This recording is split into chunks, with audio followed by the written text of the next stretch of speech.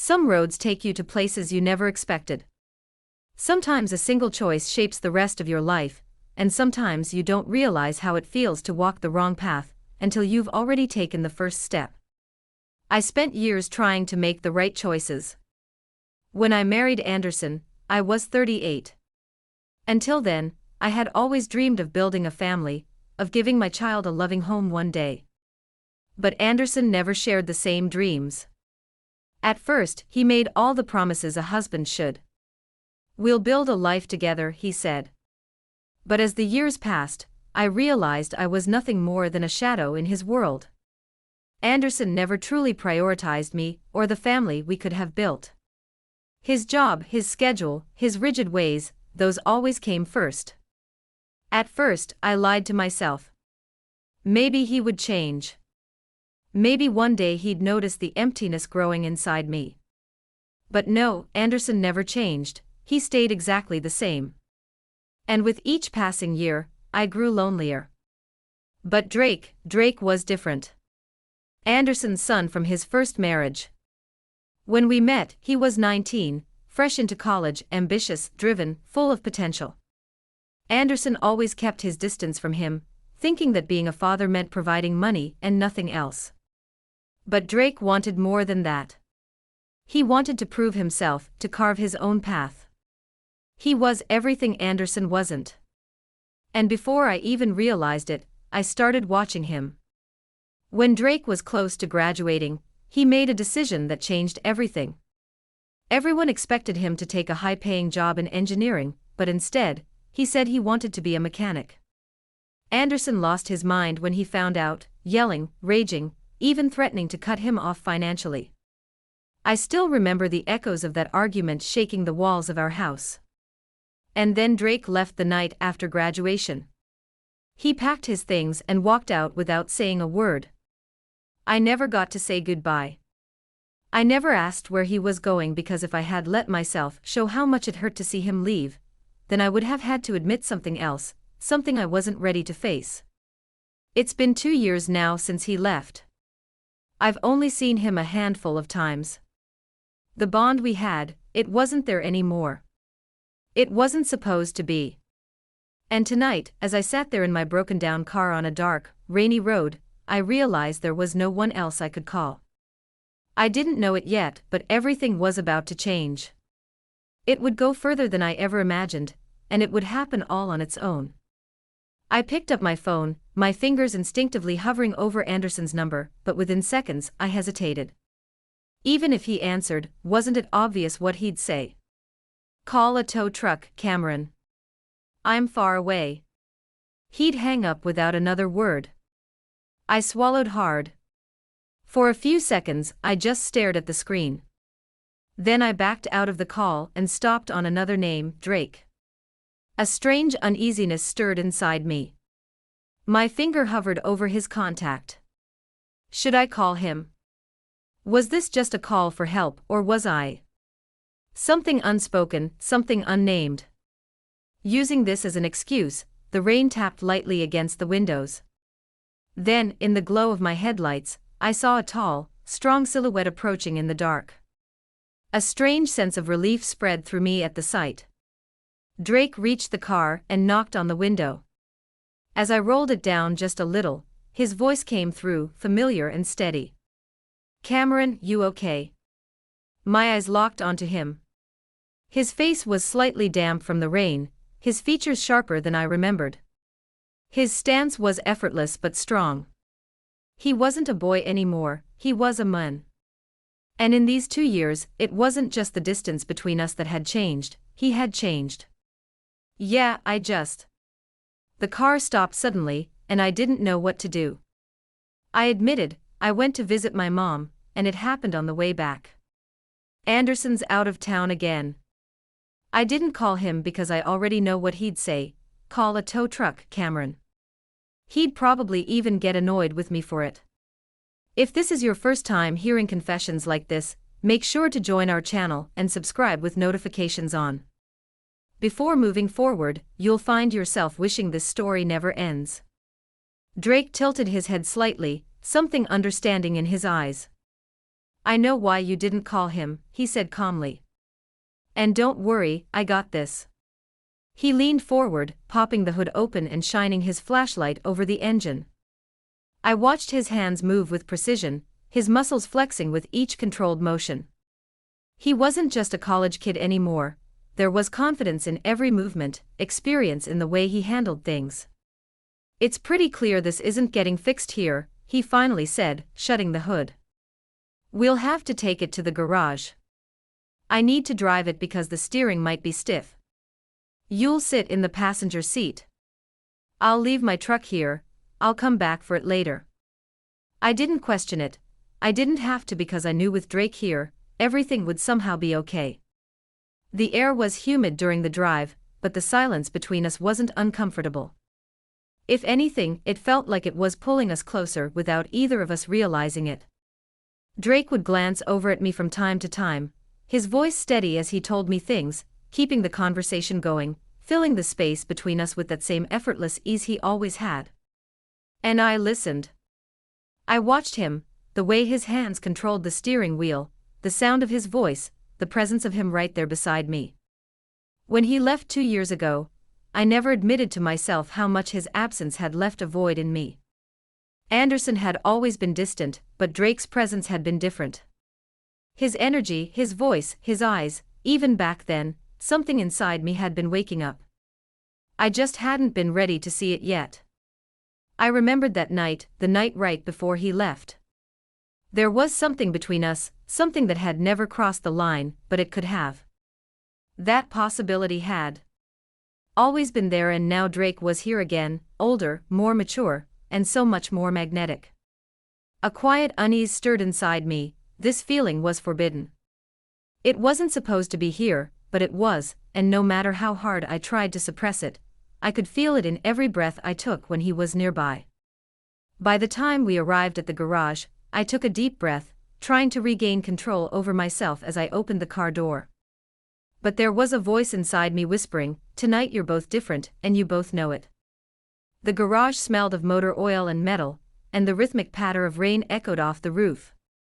Drake lifted his head from under the hood, wiping a thin layer of sweat from his forehead before turning to face me. There was no exhaustion in his eyes, but his expression was thoughtful. "It's getting late," he said, his voice deep and steady. "If I start fixing this car now, we'll be here till morning. It's better to take care of it first thing tomorrow." I nodded, it wasn't a problem. But something about the way Drake was standing there made it clear this wasn't just any ordinary night. "The rain's coming down harder," he added. "Stay here. I'll go with a friend to pick up my truck first, then I'll come back and take you home. I don't want you out in this alone." His voice carried the quiet authority of a man who paid attention to the little things. Anderson never did in this situation, he wouldn't have cared. He would have expected me to handle it somehow. But Drake was different. When he stepped out, the silence of the garage settled over me. Rain pounded against the roof while I sat down, folding my hands in my lap. Logically, I should have been annoyed or stressed. My car had broken down, I was getting home late, my plans had fallen apart. But the strange thing was, I didn't care. If anything, I felt at peace. More than that, I felt happy. Why? This was just a car breakdown, it was an ordinary situation. But tonight, nothing about it felt ordinary. The way Drake looked at me, the warmth in his voice, the way his presence filled the space, something inside me was shifting. As I waited, I thought about it. Over the years, Drake had grown into a man, strong, independent. But more than that, when he was around, I didn't feel alone. And that feeling, whatever it was settling deep inside me. The rumble of an engine outside broke my thoughts. Drake pulled up in front of the garage, stepping inside with water dripping from his shoulders, completely unfazed by the rain. "Ready?" he asked, his eyes locking onto mine. I stood up, pulling my jacket tighter around me before nodding. We walked outside together and got into the car. As we drove, the feeling inside me only grew. I turned to look at him, trying to find the words to describe what I was feeling. You know, I said with a slight smile, when something like this happens, most people get frustrated, worried, or feel unlucky. But I don't feel that way. In fact, strangely enough, I feel happy. Drake SM. He smiled slightly, keeping his eyes on the road. I get it, he said. Sometimes, even at the wrong times, things can feel right. His voice was soft, but there was something deeper in it. It was like the walls I had built around my loneliness were crumbling. In that moment, I realized just how distant Anderson really was, and how alone I felt, even when he was right beside me.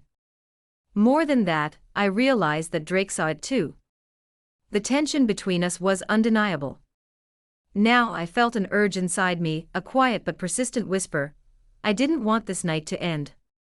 As we got closer to my house, I took a breath, gathering my courage. Drake, you've been dealing with this for hours. You must be starving, I said, trying not to look away. Come inside, let's have dinner together like old times. Drake looked at me for a moment, silent, a brief hesitation, then that familiar warm smile. How could I say no to that, he said, and something inside me caught fire. When we stepped inside and I started preparing dinner in the kitchen, all the stress I should have felt from the night simply disappeared. We were laughing together, talking about old memories, reminiscing as if nothing had changed. But everything had changed. Every time our eyes met, we both knew it, and there was no going back. The soft flicker of candlelight danced over the table. We had been talking for a while now, sharing stories, laughing like we always had. It felt so effortless, so familiar, but the air between us wasn't the same.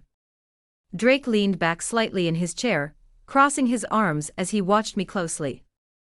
There was warmth in his gaze, but something else too, something playful, something knowing. I have to admit, he said, smirking slightly, you look just as beautiful as ever today. Actually, it's kind of unbelievable. It's like you've gotten even younger in these last 2 years. If I didn't know you, I'd say, look, I'm 26, and this woman, she's maybe 30 at most, and I'd probably be trying to charm her right now. I laughed, caught off guard by the way he had said it so naturally. The unexpected compliment flustered me, but I couldn't deny how much I liked it. Well, thank you, but I'm 45, Drake, I said, still smiling. There's nearly 20 years between us. Age is just a number, Cameron, he said, his voice dipping lower. We both knew that. His words sent a wave of heat through me. The table fell silent, but the silence wasn't awkward, it was thick, heavy, like something was on the verge of breaking. Drake tilted his head slightly, his gaze searching me like he was seeing straight through to something deeper, something neither of us could ignore any longer. You've changed too, I said finally, trying to shift the conversation, even just a little. When you left, I could already tell you were starting to mature, but now you're a grown man. The smile on Drake's face slowly faded, replaced by something more serious. He placed his hand on the table, his fingers lightly tracing the surface, hesitating for just a second, then he looked straight into my eyes and spoke. I had feelings for you, Cameron. Something inside me tightened instantly. Drake, I know. He continued, I was never supposed to say that, but I don't want to hide it anymore. When I left that house, I thought if I respected you, if I stayed away, I'd forget. I thought it was just something temporary, that it would fade with time, but it didn't. He took a deep breath, his gaze pulling me in, holding me captive. And now, looking at you like this, I feel something completely different. Seeing you like this, so alone, believe me, it kills me inside. My heart pounded so hard it felt like my whole world had split in two. One side telling me to run, the other, the part of me I barely recognized, wanting nothing more than to sit there and feel every single word he was saying. Drake, I couldn't finish my sentence because his eyes were locked onto mine so intensely I felt like I couldn't breathe. And then, without thinking, my fingers stretched across the table, reaching for his hand. Drake caught my hand in his. His skin was warm, strong, and in that moment, everything went silent. We moved at the same time as we leaned in. We stole one last look at each other before our eyes closed, then our lips met. At first it was slow, hesitant, but within seconds, everything we had suppressed, every ounce of tension we had ignored for years, was unleashed all at once. Drake cued my face, gently pulling me in closer. My body instinctively gravitated toward his. The more I felt his warmth, the more I realized something inside me, something I had lost for years, was coming back to life. And at that moment, I knew there was no turning back. Even as Drake's lips remained on mine, I could feel something waking up inside me, something I had silenced for so long. My hands moved on their own, sliding down his shoulders as he pulled me against him, firm, certain, and completely unshaken. I moved toward Drake. As I looked into his eyes, I noticed his hand moving slowly. It made me even more excited. I felt something inside me, something huge, and even though I felt a deep, intense pain in that moment, I didn't care. Everything kept going. I was letting out loud sounds, and as if matching my energy, I kept breathlessly thanking Drake. He was happy too. I could see the excitement in his eyes. We had found each other. We were perfectly in sync in every way. I pressed my hands against Drake's shoulders, thinking my nails might be hurting him. My body tensed up and trembled.